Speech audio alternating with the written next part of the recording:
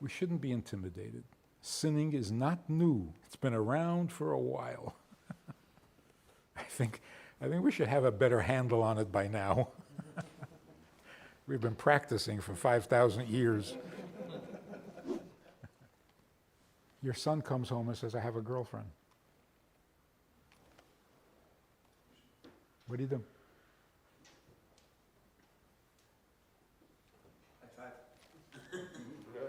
High five? That's easier than your daughter comes home and says, I have a boyfriend. Yeah. I didn't even want to use that as an example. It's too painful to...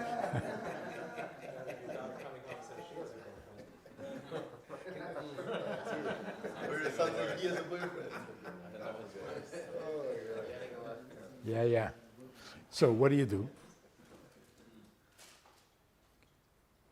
What do you do? The way you're going to react is going to make or break, right? The way you do it is, really? She a nice girl?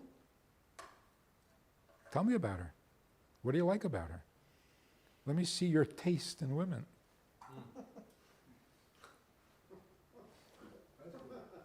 You become his best friend. I don't mean that in... So I was verbringing in Williamsburg. And afterwards, a couple of guys were sitting around, and one of them says in Yiddish, what should I have done? I came home and found my 15-year-old on the computer watching pornography. He says, how should I have handled it?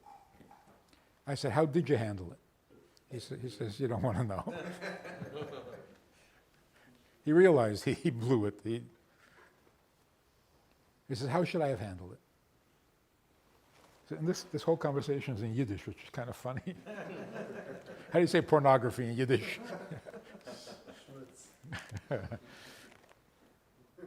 So I said, what you should have done, walk up behind him and look at the screen and say to him, what are you watching here? People without pants? And walk away.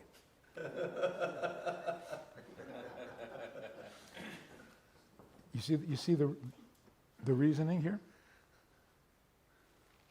First of all, don't frighten him into doing it again. So if you faint, if you freak out, he's going to do it again, because you just made it so exciting. Number two, you're the adult. You're the responsible, you're the Rock of Gibraltar now. Can he rely on you? Well, not if you freak out. But more than all of that, if you react violently, he doesn't know. He doesn't know what you're so upset about. And so it becomes like a ghost, like a mystery. There's something about this that is so... Break it down. Break it down. What are you watching? People without pants. Okay. And then 3 days later, call him aside and say, no, so how many people without pants do you need to see? Enough? Got it? You saw already? It's so...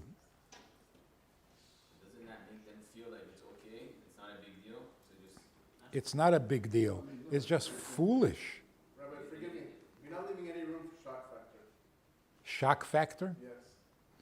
I think everybody in this room, if they fell in that situation, would definitely be in shock for a second. I know, because we're intimidated. We can't handle it. So you expect him to handle it?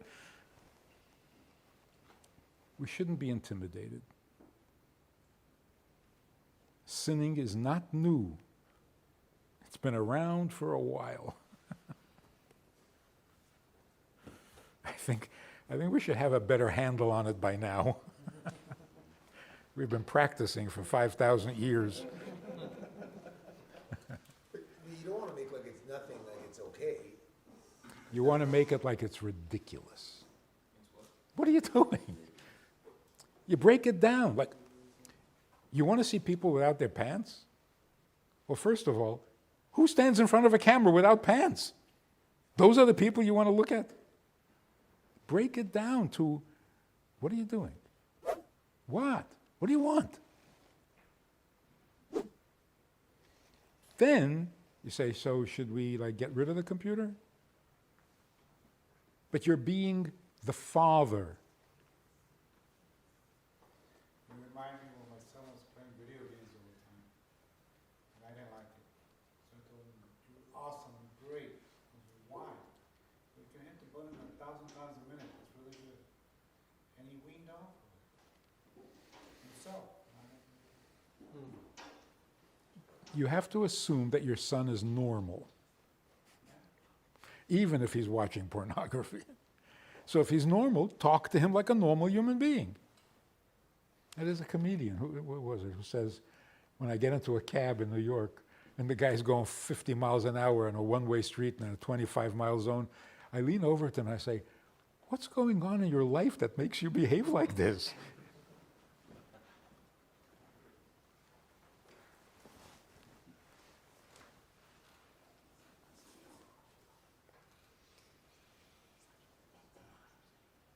By the way, you know that watching pornography makes you impotent? You know this? It's a fact. Men who watch pornography become impotent. You understand why? Idealize a certain. Desensitized. Yeah. Only men. Watching pornography makes you the makabel.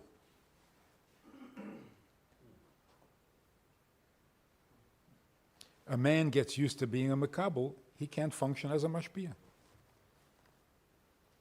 It's that real, it's that serious.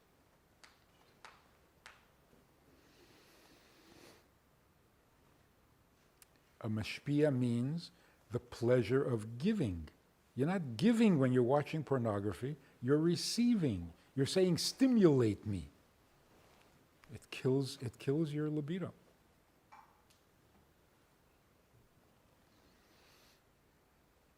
That's why everybody's on Viagra, because everybody's on pornography.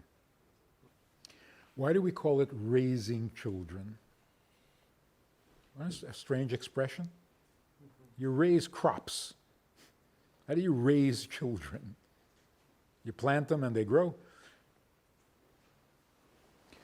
Raising children literally means every child is born with a capacity for pleasure. But in infancy, the only outlet or the only pleasure that they're familiar with is touch and taste. First touch, and then taste. A baby needs to be held. A baby needs to be touched. Then a little later, taste. All pleasure comes from taste for toddlers. Everything goes into the mouth. You want to know what a building block is? Put it in your mouth, you'll find out. So the only pleasure that a baby has is from the senses of touch and taste. Raising a child means introduce a better pleasure. Move the child up the ladder of pleasure. What is the next step for a child? Music, rhythm, song. That's why we sing to children. And especially at the table where they're enjoying taste and touch. So you say, I don't want you to grow up to be an animal and a chazer, so let's sing a little bit. It's even more pleasurable than eating. If you succeed in that, then the next step is introduce the pleasure of good character, of a smart kid, a brave kid, a kind kid. How do we do that? Stories. We read. What is the pleasure? Why do kids love when you read to them or read themselves? What do they want to hear? Something heroic, something beautiful, something noble, something. And the pleasure of a good story is greater and more intense than the pleasure of eating. But you got to move them. What comes after good character? Intelligence. The pleasure that a kid has when he figures out a puzzle or a riddle and he knows the answer to a question, they could light up the night with their pleasure. It's a greater pleasure than all the previous ones. So you're going up the ladder, not only that the quality of the pleasure is more noble, more refined, more edel, but even the intensity of the pleasure is greater. And then the final step is the pleasure of serving.